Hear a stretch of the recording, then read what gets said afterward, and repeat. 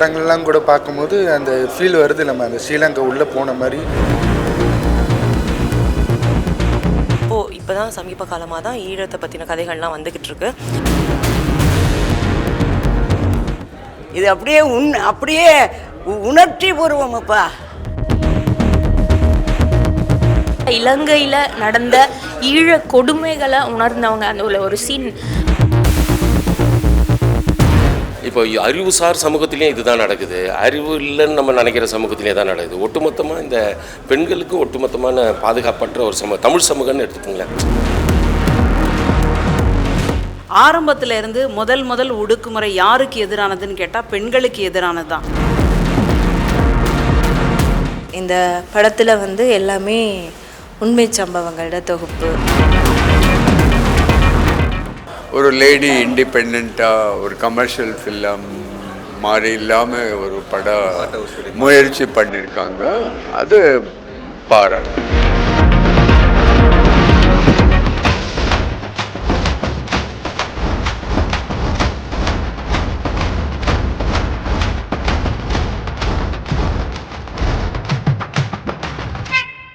டிஃப்ரெண்ட்டாக இருந்தது. ஏன்னா வந்து யூஸ்வலாக ஸ்ரீலங்கன் மூவிஸ்லாம் அந்த லைனோட அப்படி வெளியிலே என்ன நடக்குது, இது வந்து படம் உள்ள இன்டீரியராக அவங்க வாழ்வு எப்படி இருக்குது, இப்போ இருக்கிற சுச்சுவேஷன்லாம் எப்படி இருக்குது, அதெல்லாம் கிளியராக காமிச்சிருக்காங்க. அவங்க கல்ச்சர் எப்படி இருக்குது, அதெல்லாம் வந்து இன்டெப்த்தாக காமிச்சிருக்காங்க ஃபுல்லாக. அந்த இடங்கள்லாம் கூட பார்க்கும்போது அந்த ஃபீல் வருது, நம்ம அந்த ஸ்ரீலங்கா உள்ளே போன மாதிரி நல்லா அருமையாக எடுத்திருக்காங்க. அதுமாதிரி மியூசிக் வைஸும் நல்லாயிருக்கு, அந்த படம் ஒட்டியே வருது, எல்லாமே நல்லாயிருக்கு. டேரக்டர் அவங்களே தான் இயக்கி நடிச்சிருக்காங்க. ஆமாம், அதுதான் அந்த எஃபர்ட் இருக்குது. அவங்க அந்த கஷ்டப்பட்டு அது எடுத்ததும் சரி, அவங்க என்னெல்லாம் நினச்சிருக்காங்களோ அதெல்லாம் வந்து புதிச்சிருக்காங்க. அந்த படத்தோடு ஒட்டி வந்துருக்குது. அவங்களோட ஆக்டிங்கும் நல்லாயிருக்கு. அதேமாதிரி அந்த கேரக்டர்ஸ் அவங்க வந்தவங்க அந்த ஆர்டிஸ்ட் எல்லாமே அந்த கேரக்டர் பொதுங்கியிருக்காங்க, செப்பரேட்டாக இல்லாமல் அந்த ஸ்டோரியோடையே வந்து நல்லபடி ஆல் ஓவர் ஃபுல்லாக எக்ஸலண்ட்டாக. ஸ்ரீலங்கன் அந்த உணர்வு இது. ஆமாம், அதான் நம்மளுக்கு அந்த படம் பார்க்கும்போதே தெரியுது, அந்த ஸ்ரீலங்கா உள்ளே நம்ம போகிற மாதிரி இருக்குது. அந்த லொக்கேஷன்லாம் நம்ம இது வரைக்கும் பார்க்காத லொக்கேஷன்ஸாக இருக்குது. அதுமாதிரி அவங்க அந்த கல்ச்சர்லாம் காட்டுறதுலாம் டிஃப்ரெண்ட்டாக இருக்குது. நமக்கு அந்த ஸ்ரீலங்கா உள்ளே போன மாதிரி ஒரு ஃபீல். வணக்கம், என் பேர் சுவாதி கிருஷ்ணன். நான் உண்மை திரைப்படத்தை இப்போ தான் வந்து பார்த்தேன். நவயுகா அக்காவை வந்து எனக்கு இந்த படம் பார்க்குறதுக்கு முன்னாடி நீலிரா திரைப்படத்து மூலமாக அறிமுகமானாங்க. ஸோ ஆஸ் அன் ஆக்டராக அவங்க ரொம்ப ப்ரில்லியண்ட்டான ஒரு பர்ஃபார்மர். அண்ட் இப்போ தான் வந்து அவங்க டிரெக்ஷனை பார்க்க முடிஞ்சது, வாய்ப்பு கிடைச்சிது. ரொம்ப ரொம்ப அழகாக இருக்குது அப்படிங்கிறத தாண்டி ரொம்ப பெயின்ஃபுல்லான ஒரு படம் அப்படின்னே சொல்லலாம். பெரும்பாலும் வந்து இப்போ தான் சமீப காலமாக தான் ஈழத்தை பற்றின கதைகள்லாம் வந்துக்கிட்டு இருக்கு. ஸோ அவங்கள அங்கே என்ன நடக்குது, அவங்க வழிகள் என்ன அப்படின்னு சொல்கிறதுக்கு இப்போ தான் வாய்ப்புகளும் அவங்களுக்கு அமைஞ்சிருக்கு. ஸோ இந்த மாதிரி நிறைய இயக்குனர்கள் இந்த திரைப்படம் பார்த்து முன் வருவாங்க அங்கே இருக்கிற சூழல் பற்றி பேசுகிறதுக்கு அப்படின்னு நான் நினைக்கிறேன். இந்த படம் டெஃபினட்டாக வந்து பாருங்கள். உங்களுக்கு எப்படி புரியுதோ அந்தளவுக்கு வந்து உங்களுக்கு எனக்கு என்ன சொல்கிறதுன்னு தெரில, அழகாக அந்த பெயினை வந்து கடத்தியிருக்காங்க. அவங்க வாழ்ந்து இருந்து அனுபவித்த ஒரு பெயினை அவங்க பாணியில் அவங்க கடத்தியிருக்காங்க. இன்னமும் நிறைய திரைப்படங்கள் வரணும்னு நான் வந்து நினைக்கிறேன். நானும் நீலிரா அப்படின்னு சொல்லிட்டு ஒரு ஸ்ரீலங்கன் ஃபிலிம் தான் நடிச்சிருக்கேன். ஸோ கண்டிப்பாக அங்கே என்ன நடக்குது, அங்கே போர் சூழல் என்ன, போருக்கு அப்புறம் எப்படி மக்கள் இருக்காங்க அப்படிங்கிறத நிச்சயமாக நம்ம தெரிஞ்சுக்க வேண்டிய விஷயம். அண்ட் அது ஒரு கட்டாயம்னு நான் நினைக்கிறேன். ஸோ இது ஒரு ஆரம்ப புள்ளியாக இருக்குது. இன்னும் பல படங்கள் வந்தாகணும். அப்போ தான் அதை பற்றின அவேர்னஸ் இல்லாதவங்களுக்கும் புரிதல் இல்லாதவங்களுக்கும் அதை போய் சேரும்னு நான் நினைக்கிறேன். படம் எப்படி இருக்குன்னு கேட்கவே முடியாதப்பா. படமா இது அப்படியே உணர்ச்சி பூர்வமாப்பா. இயக்குனர் இருக்காங்களே நவயுகா, பேரை பார்த்தீங்களா, செந்தமிழ். என்னப்பா அப்பேற்பட்ட ஒரு பெண்களுக்காக அது பெண்ணே எடுத்திருக்கிறதுனால அவ்வளோ ஒரு சிறப்பு. அது ஏன்னா பெண்ணுக்கு நடந்த துரோகம் பெண்ணுக்கு தான் தெரியும், அந்த வீரமும் அந்த உண்மையும் அவளுக்கு தான் தெரியும் இல்லையாப்பா. அதனால அவள் எதை சொல்கிறது, அவங்க நடிச்சிருக்கிறத சொல்கிறதா, அதில் நடித்தவங்க எல்லாருமே தத்ரூபமாக காசுக்காக பணத்துக்காக நடிக்கலப்பா, உண்மையாக நடிச்சிருக்காங்கப்பா. என்னப்பா அதே மாதிரி காட்டு மிராண்டியாக இருக்கலாம், காட்டு மிராண்டியாக நடிக்கிறது எவ்வளவு கஷ்டம். அது எப்பேற்பட்ட அவங்க நல்ல உள்ளம் பிடிச்சவங்க காட்டு மிராண்டி. பாரதியார் அன்றைக்கே பெண் விடுதலை பற்றி சொல்லியிருக்கார். அன்றைக்கே மாற நம்புகள் என் மீது வாரி வாரி வீசனி கண் பாராயோ வந்து சேராயோ கண்ணம்மா நின்னையரதி என்று நினைக்கின்றேன் அடி கண்ணம்மா தன்னைய சசி என்று சரணம் எய்தினேன். பெண்ணு விடுதலை பாரதியார் அன்னைக்கே பண்ணியிருக்கார், இன்னைக்கு இல்லை. எத்தனையோ ஆண்டுக்கு முன்னாடி பெண்ணுக்கு விடுதலை வேணும் விடுதலை வேணும்னு பாரதியார் பாடியிருக்காரப்பா. சாமானியன் அதான்ப்பா. நிறையா விடுதலையை பற்றி பெண்கள் எப்படி இருக்கணும் எல்லாரும் நடிப்போம். அதாவதுப்பா ஒருத்தர் நடிப்பா இருந்தா சொல்லலாம், எல்லார் நடிப்பும் பிரம்மாண்டம். இயக்குனர் பற்றி சொல்ல வேண்டாம், இயக்குனர் தான் எல்லாரும் இயக்கினது அவங்க தான். இசை ஆமாப்பா, ஸ்ரீலங்கன் செந்தமிழனா செந்தமிழ வணக்கம் இல்லையாப்பா, செந்தமிழுக்கு வணக்கம் இல்லையா? எப்பேற்பட்ட தமிழ் செந்தமிழ். அதையும் சொல்லி இதையும் சொல்லி எல்லாத்தையும் சொல்லி இசை. அதான் சொன்னேன்னே, அந்த கல்யாணத்து திருமங்கல்யன்னு காட்டுறதுக்கு என்னெல்லாமோ சொல்கிறாங்க, வேண்டாம். அந்த நாதஸ்வரத்தை வாய்ச்சாலே திருமங்கல்யம் கல்யாணம் தானே. பெரிய டைரக்ஷன்ப்பா, பெரிய இசை. அந்த இசை மேதை பிடிச்சதுன்னு இல்லை, அழுக ஒரே கதறி விட்டேன், இன்னும் அழுறேன். ஏன்னா அவ்வளோ உணர்ச்சியப்பா. பாரதியார் சொன்ன மாதிரி அந்த உணர்ச்சியை அப்படியே கொடுத்துருக்காங்க. ஒருத்தர் நடிப்போம். அந்த வயசான ஒரு அம்மா, அடாடா எப்படியம்மா சொல்றது, அது என் நடிப்பா, அது நடிப்பா, உண்மையப்பா. யார் நடித்ததும் உண்மைதான். அவங்கவுங்க கேரக்டர் அவங்கவுங்க பாத்திரமா தான் பண்ணியிருக்காங்களே ஒழிய பணத்துக்காக பண்ணலப்பா. பணம் பதவி தேவையில்லை, பொன் பொருளும் நாடவில்லை, முருகா உன் அருள் போதுமே. உயிர் வாழுகின்ற காலமெல்லாம் மாளிகையில் நாட்டமில்லை, குமராவும் நிழல் போதுமே. முருகா நன்றி அப்பா, நன்றி. இந்த படத்துக்கு என்னத்தை சொல்றது, நன்றின்னு ஒரே வார்த்தையில் சொல்லிட முடியாது, இருந்தாலும் நன்றி தான் சொல்லணும். நன்றி நன்றி நன்றி. ஒரு வைல்டான ஒரு கவிதை, வெயிலோட கவிதைகள்லாம் அப்படி ஒரு சாயல் இருக்கும் அவருடைய கவிதையெல்லாம். ஒரு ஒரு ஒரு வலியை அப்படியே ரத்தமும் சதையுமா அப்படியே பார்த்துட்டு இப்படி நவுந்த அந்த வலி இருக்குல்ல, அப்படி ஒரு பெயினாக இருக்குது. இவ்வளவு கொடூரமாக இன்னமும் போர் முடிஞ்சு மக்கள் பொருளாதார ரீதியாக அவங்க வந்து இன்னமும் இப்படியான குற்றங்களை, சமூக குற்றங்களை தொடர்ந்து செய்கிற அளவுக்கு இயல்பாக செய்கிற அளவுக்கு இருக்கிறாங்களா தமிழர்கள் அப்படின்னு நினைக்கும் போது வேதனையாக இருக்குது. எல்லா சமூகத்துலேயும் பெண்களும் குழந்தைகளும் தான் தொடர்ந்து வல்னரபிளாக இருந்துக்கிட்டே இருக்கிறாங்க. அது இயல்பு தான் அப்படின்னு இந்த மக்கள் எல்லாம் கடந்து போனாலும் அது வந்து அதுவும் ஒரு குழந்தையோட வலி அங்கேருந்தே தொடங்குது, ஒரு பெண்ணோட பெயின் அப்படிங்கிறதுன்னு பார்த்ததும் ஃபீல் பண்ண ரொம்ப ரொம்ப நெகிழ்ச்சியாக வலி நிறைஞ்சதாக இருந்தது. நிறைய சீன் வந்து ரொம்ப ரொம்ப டீட்டெயிலோடு வச்சுருந்தாங்க. நிறைய சீனெல்லாம் எனக்கு ரொம்ப ரொம்ப அந்த இலக்கியத்தோடு கனெக்ட் பண்ணுது.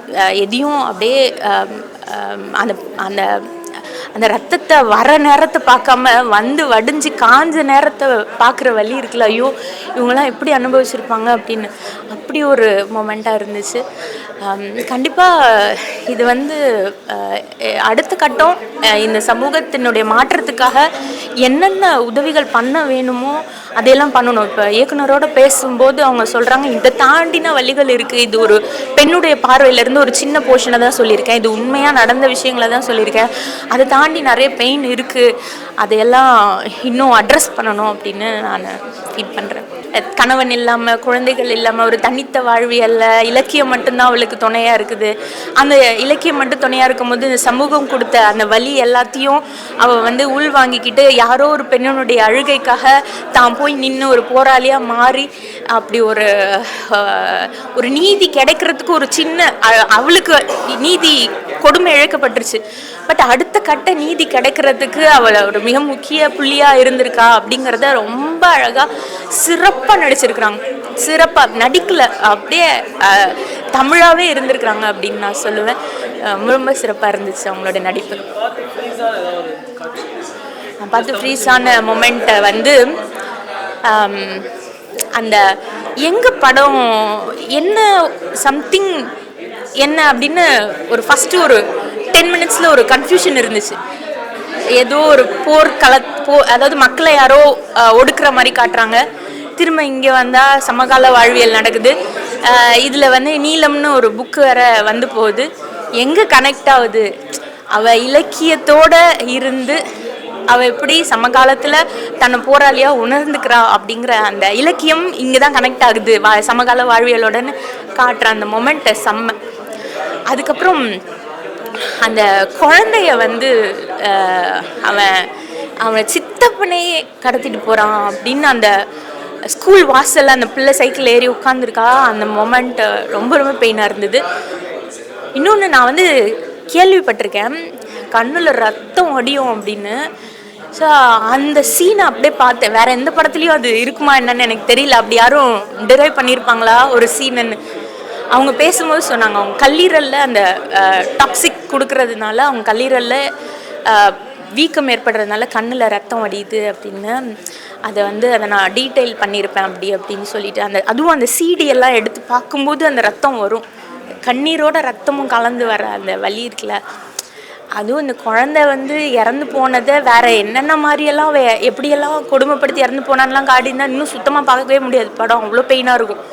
ஸோ இதுவே இவ்வளோ பெயின்ஃபுல்லாக இருக்குது அப்படின்னு இந்த 3 சீனும் ரொம்ப ரொம்ப நான் வியந்த சீனுன்னு சொல்வேன். அதிர்ச்சி போனேன் நான் உண்மையாகவே. கண்டிப்பாக வந்துட்டு அப்புறம் இது வந்து இலங்கையிலேருந்து வந்து ஒரு ரெடியான ஒரு படமாக இருக்குது. அது அவங்க இருக்கிற சின்ன பொருளாதாரத்தில் எடுத்திருக்காங்க. அது எப்படி அது வந்து படத்தை பாதிக்கிற மாதிரி இருக்குது? எந்த வகையிலையும் பாதித்த மாதிரி எனக்கு தெரியல. சொல்ல வந்த கருத்தை அழகாக நான் தான் அம்மா கிட்ட சொல்லிட்டுருந்தேன். ஒரு வெத்தலை எடுக்கிற மாதிரி அந்த சீனை ரொம்ப அழகாக அப்படியே எடிட் பண்ணியிருக்காங்க. பக்காவான எடிட்டிங். ஒரு வெத்தலையோட இன்னொரு வெத்தலை இந்த தண்ணி தெளித்து மடித்து வச்சுருப்பாங்க, பரப்பி வச்சுருப்பாங்க அந்த வெத்தலை தட்டில். அது அப்படியே ஒட்டிகிட்டு இருக்கும்ல, அந்த மாதிரி எடுக்க அப்படியே ஒன்று ஒன்றா அப்படியே அந்த கதையினுடைய எண்டை தேடி வந்துக்கிட்டே இருந்த மாதிரி இருந்துச்சு. எந்த வகையிலையும் அந்த காஸ்ட் எஃபெக்டிவ்னஸை பேஸ் பண்ணி அது எந்த வகையிலையும் குறைவாக இருந்த மாதிரி எனக்கு தெரியவே இல்லை.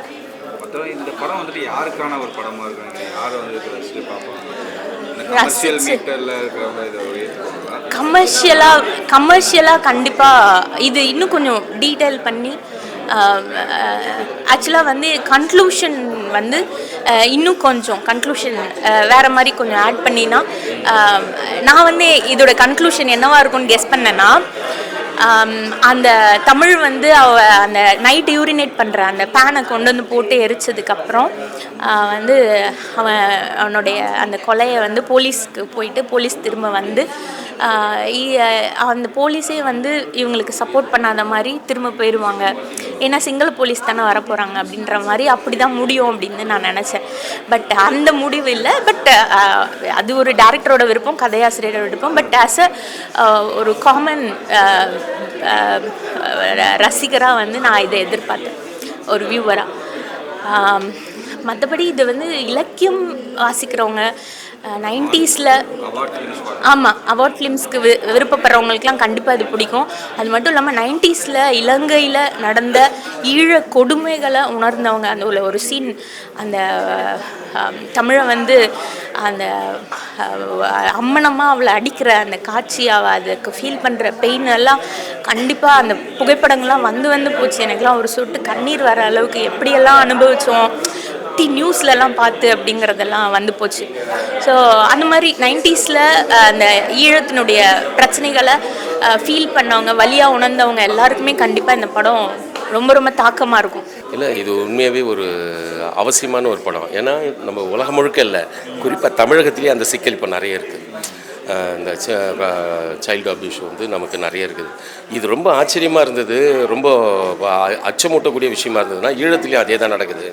ஏன்னா நமக்கு ஒரு பார்வை இருக்குல்ல, ஈழம் குறித்து ஒரு பெரிய வரலாறு இருக்குது, பெரிய துயரம் இருக்குது, எல்லாம் முடிஞ்ச பிறகும் அந்த மக்கள் வந்து தங்களை தாங்களே தின்னுகிற ஒரு கொடூர போக்கு இருக்குதுல்ல, அது ரொம்ப அழகாக வந்து ரொம்ப ஒரு ஒரு ஒரு ஒரு ஒரு ஒரு அது ஒரு ஒரு பொலிட்டிக்கலாக அவங்க வந்து டிசைன் பண்ணியிருக்கிறாங்க இந்த படம். அப்படி தான் நான் பார்க்குறேன். அது அந்த விதத்தில் இது வந்து நிறைய இடத்துல இதை கொண்டு போய் சேர்க்கணும். இப்போ அறிவுசார் சமூகத்திலையும் இதுதான் நடக்குது, அறிவு இல்லைன்னு நம்ம நினைக்கிற சமூகத்திலே தான் நடக்குது. ஒட்டுமொத்தமாக இந்த பெண்களுக்கும் ஒட்டுமொத்தமான பாதுகாப்பற்ற ஒரு தமிழ் சமூகம்னு எடுத்துக்கோங்களேன். உலகம் முழுக்க கதை விட்டுரும். தமிழ் சமூகத்தில் ஈழமாக இருக்கட்டும், இல்லை இங்கேயே இருக்கட்டும், இல்லை வெளிநாடுகளில் கூட இருக்கட்டும், பெண்களுக்கு இவங்க வந்து துணிச்சலாக வந்து இந்த விஷயத்தை வந்து அழகாக ஒரு படமாக எடுத்திருக்கிறாங்க அப்படின்றது பாராட்டுக்குரியது தான். அவங்க நடிப்பு ரொம்ப அற்புதமாக இருந்தது. முழு படத்தையுமே அவங்க தான் தோளில் தூக்கி சுமந்துருக்கிறாங்க. ஏன்னா இது என் பக்கத்தில் இருந்த நிறைய விமர்சனங்களோட சிரிப்போடு பார்த்துட்டு இல்லை அமைதியாக பார்த்துட்டு இருந்தவங்க, அதிர்ச்சி அடைஞ்சவங்கலாம் நான் நிறைய பேர் இருந்தேன், என்னை சுற்றி பார்த்துக்கிட்டே இருந்தேன். அதில் ஒரே ஒரு விஷயம் மட்டும் இருந்தது, இந்த கேரக்டர் இவங்க தான் இயக்குனர் நடித்தாங்க யாருக்கும் தெரியாது, பட் இவங்க வந்து பேச வந்த உடனே இவங்க தான் நடிச்சிருக்கிறாங்க. இவங்களை பார்க்குறதுக்கு முன்னாடியே இந்த ஒரு கேரக்டர் தான் அந்த முழு படத்தையும் தூக்கிட்டு வருது. இந்த கேரக்டர் வழியாக தான் நமக்கு கதையை புரியுதுன்னாங்க. அந்த படத்தினுடைய அமைப்பும் அப்படி தான். ஏன்னா அவங்க தான் எல்லா கதையும் எல்லா முடிச்சுகளையும் அவிழ்த்துக்கிட்டே வராங்க. காட்சியாக ஒரு சிலதை காமிச்சிருவாங்க. ஒரு இடத்துல சொல்லுவாங்க வீடியோன்ற ஒரு வார்த்தை வரும், வீடியோ ஒருத்தன் வச்சுருக்கான், நமக்கு அது புரியல. ஆனால் அதை வந்து எல்லாமே இந்த மெயின் கேரக்டர் தான் வந்து அதை முழுக்க சுமந்துட்டு வராங்க. ரொம்ப அற்புதமாக நடிச்சிருக்காங்க. அவங்க ரொம்ப க்யூட்டாக நடிச்சிருக்காங்க. ஃபைனலாக வந்து அவங்க கையில் அந்த துப்பாக்கி வர்றதுன்றதே வந்து ஒரு பெரிய குறியீடாக இருந்தது. அவங்க வந்து ஒரு அந்த எதிரியை வந்து ஒட்டுமொத்த சமூகத்தின் எதிரியாக அவனை போட்டு தள்ளுறதின் வழியாக அவன் ஒருத்தன் வந்து தற்கொலை செஞ்சுக்கிறான். அவனை கொல்வதின் வழியாக இன்னொருத்தனுக்கு வந்து மன உறுத்தலாகி அவன் தன்னைத்தானே தற்கொலை பண்ணிக்கிறான். அப்படின்றது அந்த கொலைப்பழியை வந்து ஒரு மனம் பிளறிய ஒரு அம்மா வந்து அது சொல்லலை யாரும், அது சொல்லாமலே அது காட்சியாக நிறுவன இதெல்லாம் ரொம்ப அழகான ஒரு ஓவியம் போல தான். வணக்கம், நான் பேராசிரியர் மஞ்சுளா. பொம்மை அப்படின்ற படம் அந்த தலைப்புக்கு ஏற்ற மாதிரி பல்வேறு செய்திகளை வந்து நம்மக்கிட்ட கடத்திக்கிட்டே இருக்குது. ஆரம்பத்தில் இருந்து முதல் ஒடுக்குமுறை யாருக்கு எதிரானதுன்னு கேட்டால் பெண்களுக்கு எதிரானது தான். எனக்கு என்ன ஒரு பெரிய வருத்தம்னா, இன்றைக்கி வந்து நான் இதில் கூட விண்வெளியில் கூட கால் பதிச்சிட்டேன் அப்படின்னு பெண்கள் வந்து சிறப்படைகிறாங்க, மகிழ்ச்சி அடைகிறாங்க. ஆனாலும் இன்னைக்கு வரைக்கும் பாலியல் சார்ந்த குற்றங்கள், பெண்களுக்கு எதிரான வன்கொடுமைகள் முடிஞ்சதா அப்படின்னு கேட்டால் இல்லை. இதில் நடக்கக்கூடிய அந்த போதை மாதிரியான பொருட்கள், இளம் சிறுமிகள் ஒரு 6 வயசு 4 வயசுன்னு சொல்லக்கூடிய இவர்களுக்கு எதிரான இந்த பாலியல் அத்துமீறல் அப்படின்றது, அடுத்தது வந்து இந்த காலமாக கணவன் அப்படின்ற பேரில் தாலி அப்படின்ற பேரில் அந்த தாலியை காட்டும் போதெல்லாம் ஒரு மியூசிக் ஒன்று போடுறாங்க, எனக்கு அப்படியே ஓங்கி அறையலாமான்னு இருக்குது. ஆனால் வேறு வழி இல்லை, அப்படி தான் வந்து இந்த சமூகம் கட்டமைச்சிருக்குன்னு வச்சுக்கோங்களேன். அதுக்கு வந்து தாலி கட்டுறதுக்கு அவ்வளோ முக்கியத்துவம் கொடுத்த ஒரு சமூகத்தில் அந்த தாலியை கட்டிய கணவனே எப்படி வந்து எடுத்துகிட்டு போய் இன்னொருத்தருக்கு கொடுக்குறான், தன்னுடைய அந்த இதுக்காக, தன்னுடைய பொருளாதார தேவைக்காக. அந்த பொருளாதார தேவை என்பது குடும்பத்துக்கு கூட கிடையாது, அவனுடைய குடிப்பழக்கத்திற்காகவும் அவனுடைய சில அந்த சூதாட்டம் மாதிரியான பணிகளுக்காகவும் தான் அப்படின்னு பார்க்குறோம். இதையெல்லாம் பார்த்து நமக்குள்ள ஒரு பெரிய கொந்தளிப்பு இருக்கும் இல்லையா, அந்த கொந்தளிப்பை வந்து மறுபடியும் ஏன் காட்சிப்படுத்தியிருக்கிறாங்க அப்படின்ற ஒரு கேள்வி பார்க்கக்கூடிய எல்லாருக்குமே இருந்தது. ஏன் இதைத்தான் செய்தித்தாள்களில் வாசிக்கிறோம், இதைத்தான் சமூக ஊடகங்களில் பார்க்குறோம், இதைத்தான் நம்ம காலையில் எழுந்ததுலேருந்து இரவு வரைக்கும் பார்க்குறோம். அப்போது இதை பார்ப்பதற்கு ஒரு படைப்பு தேவையா? அதுக்கு வந்து இவ்வளோ பேர் வந்து வேலை செய்யணுமா? இதுக்கு நடுவில் வந்து பின்னணி இசை தேவையா அப்படின்னு கேட்டால், இன்னும் இந்த சமுதாயம் திருந்தும் வரை இது மாதிரியான படைப்புகள் தேவை. எங்கேருந்து தொடங்குறாங்க அப்படின்றது தான் ரொம்ப முக்கியமான ஒரு புள்ளி. அதாவது ஆரம்ப காலகட்டங்களில் நம்ம குகைகளில் காடுகளில் வாழ்ந்தோம் இல்லையா, அப்போலேருந்து இன்னைக்கு வரைக்கும் அது தொடர்ந்துக்கிட்டே இருக்கா அப்படின்ற ஒரு கேள்வியை நம்மக்கிட்ட இயக்குனர் எழுப்பிக்கிட்டே இருக்கிறாங்க. ஒரு பெண் ஒரு படைப்பை உருவாக்கும் பொழுது அதில் இருக்கக்கூடிய அந்த படைப்பாளுமை அப்படின்றது எல்லோரையும் வியக்க வைக்கின்றதுன்னு பார்க்குறோம். அந்த இடத்துல இந்த பொம்மை அப்படின்ற படம் ரொம்ப ஒரு பெரிய இடத்த பிடிச்சிருக்கு. பொம்மை அப்படின்ற அந்த பெயரினுடைய அர்த்தம் என்ன அப்படின்றத இந்த படத்தை பார்த்து நீங்கள் புரிந்து கொள்ளலாம். அதே போல் இந்த பழங்குடி சமூகம், அதாவது காடுகளில் வாழ்ந்த ஒரு சமூகம், அவங்கள பற்றிய ஒரு காட்சியை காட்டும் பொழுது ஒரு அழகான இசை வந்து நம்மளை தாளாட்டுது. அந்த இசைக்குள்ளே நம்ம இப்போது லைவ் மியூசிக்னு சொல்லுவோம் இல்லையா, அந்த மாதிரியான இயற்கை இசைக்கருவிகளை வச்சு செஞ்சுருக்கிறது ரொம்பவே வந்து ஒரு நல்ல விஷயம். இந்த படங்களை பொது சமுதாயம் பார்த்து இதிலிருந்து இந்த மாதிரியான குற்றங்கள் நடக்கக்கூடாதுன்னு அப்படின்னு பாடம் கற்றுக்கிட்டாதான் இந்த படம் வெற்றி பெறும். அது வரைக்கும் இது மாதிரியான படங்கள் தொடர்ந்துக்கிட்டே தான் இருக்கும். இந்த படத்தை பொது சமுதாயம் பார்த்து அதனை வெற்றி பெற செய்ய வேண்டியது அதனுடைய கடமை அப்படின்னு நான் கேட்டுக்கிறேன். நன்றி, வணக்கம். வளமையாக பொம்மை படத்தை பார்த்தா நிறைய எமோஷனலாக கொஞ்சம் நேரம் எல்லோரும் கொஞ்சம் நேரம் யோசிச்சுட்ருப்பேன். அப்படித்தான் இருந்தது இங்கேயும் எனக்கு இந்த ஸ்க்ரீனிங். நிறைய கதைகள், சில நேரங்களில் கொஞ்சம் அண்டர்ஸ்டாண்ட் பண்ணுறதுல நிறைய கதைகள் நிறைய இதுகள் அப்படின்னு சொல்லும்போது அதுக்கு வந்து எனக்கான பதில் என்னென்னா, ஒரு யுத்தத்துக்கு பின்னான ஒரு கதை, அங்கே இருக்கிற மக்களோட வாழ்க்கை வந்து ஒரு மாதிரி நிறைய துன்பியல் சம்பவங்களோடும் நிறைய பாரமான நினைவுகளோடும் அதெல்லாம் ஒரு மாதிரி சிக்கி அப்படி போயிருக்கிற ஒரு வாழ்வியல். ஸோ அப்படி தான் நான் இந்த ஸ்க்ரீன் பிளேயை ட்ரை பண்ணியிருந்தேன் நான். ஸோ நிறைய பேர் அழுதாங்க. அது வளமையாக நடக்கிறது தான். ஏண்டா ஒரு யுத்தத்துக்கு பிறகு பெண்களும் குழந்தைகளும் நிறைய யுத்தங்களில் பாதிக்கப்படுவாங்க. அந்த பாதிப்புகள் வந்து அவங்களுக்கு நிறைய காலத்துக்கு அவங்களுக்கு இருந்து கொண்டே இருக்கும். ஸோ அது எல்லாத்தையுமே என்னால் ஆனளவுக்கு பதிவு பண்ணியிருக்கிறேன். இந்த படத்தில் வந்து எல்லாமே உண்மை சம்பவங்களோட தொகுப்பு. எல்லாரோட கதைகளுமே ஒவ்வொரு உண்மை சம்பவங்கள் தான். அதனால் என்னை பொறுத்த வரைக்கும் இது ஒரு பதிவு அப்படின்னு நான் பார்க்குறேன். இது எடுக்கும்போது உங்களுக்கு எவ்வளோ ஒரு சிரமமாக இருந்தது இந்த படத்தை உருவாக்குறதுல? உண்மையாகவே நிறைய சிரமங்கள் இருந்தது. ஏனெண்டா நாங்கள் வந்து எங்களோட நாட்டில் இப்போ தான் எங்களோட இண்டஸ்ட்ரி வளர்ந்து கொண்டு வருது மெதுவாக. அப்படி வளர்ந்து கொண்டு வர ஒரு இண்டஸ்ட்ரியில் எல்லாத்துக்குமே எங்களுக்கு வந்து ப்ரொஃபஷனல்ஸாக இருக்க மாட்டாங்க. அப்போ எல்லாரையுமே இருக்கிற திறமையானவர்களை சேர்த்து நாங்கள் இப்போ சொல்லி கொடுத்து அப்படி நிறைய பிரயத்தனம் பண்ணித்தான் நாங்கள் செய்ய வேண்டியிருந்தது. ஆனால் அதுக்கு வந்து எனக்கு எல்லா கலைஞர்களுமே எனக்கு பயங்கரமாக சப்போர்ட் பண்ணியிருந்தாங்க. எல்லாருமே யாழ்ப்பாணத்தை சேர்ந்தவங்க. யாழ்ப்பாணம், மட்டக்களப்பு, வவுனியா, அப்படி இலங்கையின வடக்கு கிழக்கு பகுதிகளை சேர்ந்தவங்கள்லாம் கூடுதலாக நடிச்சிருந்தாங்க. கொழும்புலேருந்து 2-3 தமிழ் இளைஞர்கள். அப்படி தான் இந்த படம் ஷூட் பண்ணியிருந்தோம். ஸோ எல்லாருமே வந்து நிறைய எஃபர்ட் போட்டாங்க. அதுக்கு அவங்களோட கேரக்டர்ஸ் அண்டர்ஸ்டாண்ட் பண்ணி வடிவாக அவங்க எனக்கு செய்து கொடுத்தாங்க. எனக்கு அதில் எந்த குறையும் இல்லை உண்மையாக சொல்லப்போனால். பட் இது எக்கனாமிக் க்ரைசிஸுக்குள்ளே நான் இந்த படத்தை ஷூட் பண்ண வேண்டிய நிர்பந்தம் ஒன்று எனக்கு இருந்தது. ஸோ அந்த டைமில் நாங்கள் அதுக்குள்ளே நிறைய கஷ்டப்பட்டுருக்குறோம். ஸோ யுத்தம் கதை என்றதை தாண்டி இந்த படத்தை ஷூட் பண்ணுறதுமே ஒரு விதமான போராட்டமாக தான் இருந்தது.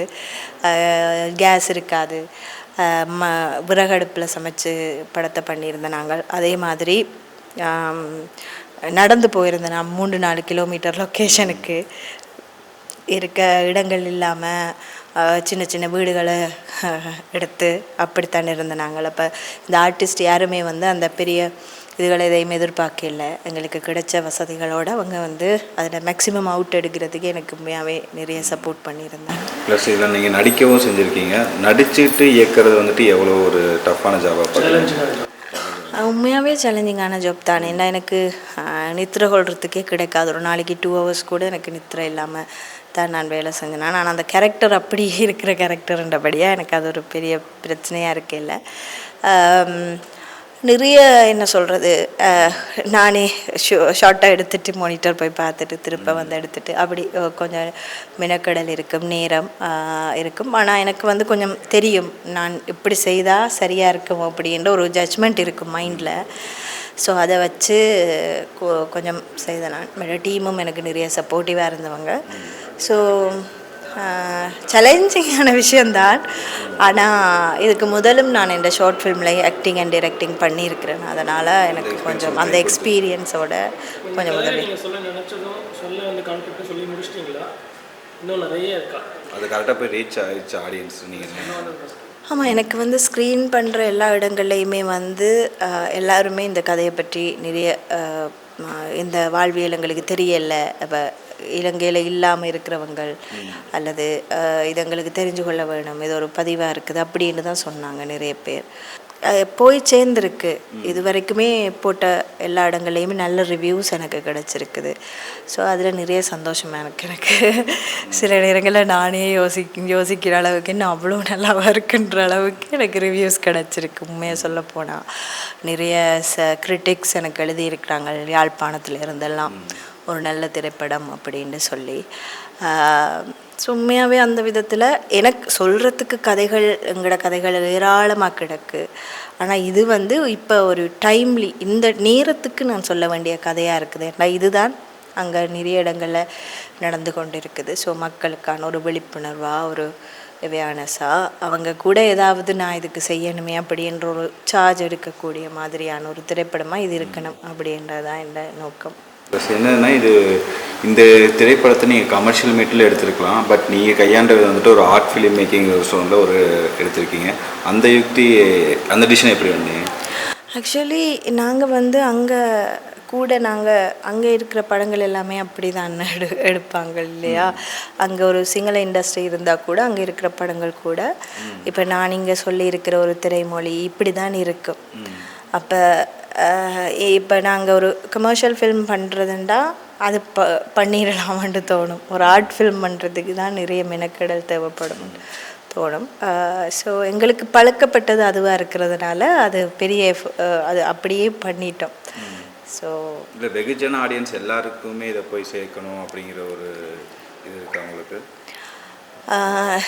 இப்படி தானே இப்போ எனக்கு ஒரு மக்கள் வந்து பார்க்கணுமென்னு நினச்சா அவங்க எந்த படத்தையும் பார்க்கலாம் இல்லையா. ஒரு கதை, ஒரு வாழ்வியல், அந்த தேசத்தில் என்ன நடக்குது, அது நடந்தது, அது எல்லாத்தையுமே ரசிக்கக்கூடிய மனநிலையில் இருந்தால் நிச்சயமாக எங்கேயுமே இந்த படத்தை பார்க்கலாம். அது ஆர்ட் கமர்ஷியல் பிரிக்க மாட்டாங்க. பாலு மகேந்திரா சார் சொல்லுவார், நல்ல படம் என்ன எப்படி பார்க்கணும், தமிழ்நாட்டில் பார்க்கணும் வேண்டாம், எப்படி பார்க்கணும் வேண்டாம், இந்த படத்தை பார்க்க வேண்டிய ஒரு பெர்செப்ஷனை கேட்குறீங்களா? ஒரு இல்லை மக்கள் எப்படி பார்க்கணும்? இப்போ தமிழ்நாடு தேட்டர்ஸ் ரிலீஸ் ஆகுதா இல்லை வேறு ஏதாவது நீங்கள் ஓடிடியில் அந்த மாதிரி? ஓடிடியில் நாங்கள் ட்ரை பண்ணி கொண்டிருக்கோம். ஓடிடி கிடச்சா நிச்சயமாக ஓடிடியில் நாங்கள் போடுவோம்.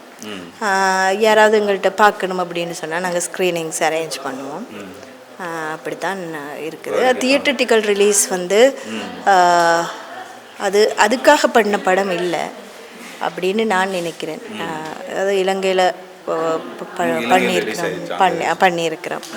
அப்போ இனி இந்த ஒரு மாற்றத்துக்கான படமாக தான் இதை நான் பார்க்குறேன். வணக்கம். பொம்மை படம் பார்த்தோம். இதில் ஒரு 3 ஜென்ரேஷன் கதை வருது. அது இப்போதைக்கு ஸ்ரீலங்காவில் நடந்துட்டு இருக்க விஷயம். பாஸ்ட்டு, ஃப்யூச்சர், ப்ரெசண்ட் அப்படி சொல்கிறாங்க. பட் இந்த படம் கொஞ்சம் புரியுது, கொஞ்சம் கஷ்டம். அதை பற்றி நமக்கு எதான அதை பற்றி படிச்சுட்டு அந்த யூனிட்டில் இருக்கக்கிட்ட அந்த கதை கொஞ்சம் தெரிஞ்சுட்டு பார்த்தா இன்னும் கொஞ்சம் புரியுது. பட் ரொம்ப நல்லா எடுத்திருக்காங்க. பட்டு இந்த மாதிரி விஷயங்கள் ஸ்ரீலங்காவில் கிடையாது, நிறைய இடத்துல நடந்துகிட்டே இருக்கு. முக்கியமாக இந்த சில்ட்ரன் அப்டக்ட் பண்ணுறது, நம்ம குழந்தைகளெல்லாம் எடுத்துகிட்டு வந்து ஒரு இடத்துல உட்கார வச்சுட்டு இருக்கு. அவன் அந்த குழந்தைகளை காப்பாற்றுறாளா ஏதோ தெரியாது. பட் அந்த ஜென்ரேஷனில் இருக்கிற வில்லன்ஸ் மாதிரி, வில்லன் சும்மா சொல்லலாம். ஸோ அவங்களெல்லாம் வந்து அவளை அட்டாக் பண்ணிட்டுருக்காரு. அந்த டைமில் ஒருத்தர் வயசானவர் வந்து அவளுக்கு மருந்தெல்லாம் போட்டு காப்பாற்றுறாரு. இதே பொண்ணு மாடர்ன் ஸ்டோரியில் நம்ம லீட் ரோல் பண்ணியிருக்காங்க இல்லையா, அவங்களோட ஸ்கூட்டரில் வர்றான். ஸோ அதனால 3 கதையும் கனெக்ட் பண்ண. ஸோ அதனால என்ன சொல்ல வர்றாங்கன்ட்டு, இது ஜென்ரேஷன்னா இந்த இதெல்லாம் இப்படியே இருந்திருக்கு. பட் ஸ்ரீலங்காவில் இந்த மாதிரி எல்லாம் மேக்கிங் நல்லா இருக்கு. நல்ல ஃபோட்டோகிராஃபி, நல்ல லொக்கேஷன், நடித்தவங்க எல்லாம் நல்லா. இயக்குனர் வந்துட்டு அவங்களே நடித்து அவங்களே இயக்கியிருக்காங்க. அவங்க எப்படி பண்ணியிருக்காங்க? ஒரு நல்ல முயற்சி தான். பட் நான் நிறைய ஸ்ரீலங்கன் ஃபிலிம்ஸ் எல்லாம் பார்த்துருக்குறேன். பர்டிகுலராக ஒருத்தர் ரொம்ப ஃபேமஸ், அவங்க பேர் மறந்துட்டேன். நிறைய வாட்டி அவர் அவார்ட்ஸ் எல்லாம் வாங்கியிருக்காங்க. இங்கே எல்வி பிரசாத் ஃபிலிம் இன்ஸ்டியூட்டில் கூட அவங்க படம் எல்லாம் ஸ்க்ரீன் பண்ணாங்க. ரொம்ப ரொம்ப ஃபேமஸ். அவர் 5-6 படம் பண்ணியிருக்காரு. ஜென்ட்ஸ் டைரக்டர் தான். அது இல்லாமல் நிறைய ஸ்ரீலங்கன் ஃபிலிம்ஸ் எல்லாம் நான் பார்த்துருக்குறேன். அது நல்லா இருக்குது. சரி, ஒரு லேடி இண்டிபெண்ட்டாக ஒரு கமர்ஷியல் ஃபில்ம் மாதிரி இல்லாமல் ஒரு படம் முயற்சி பண்ணியிருக்காங்க. அது பாராட்டு.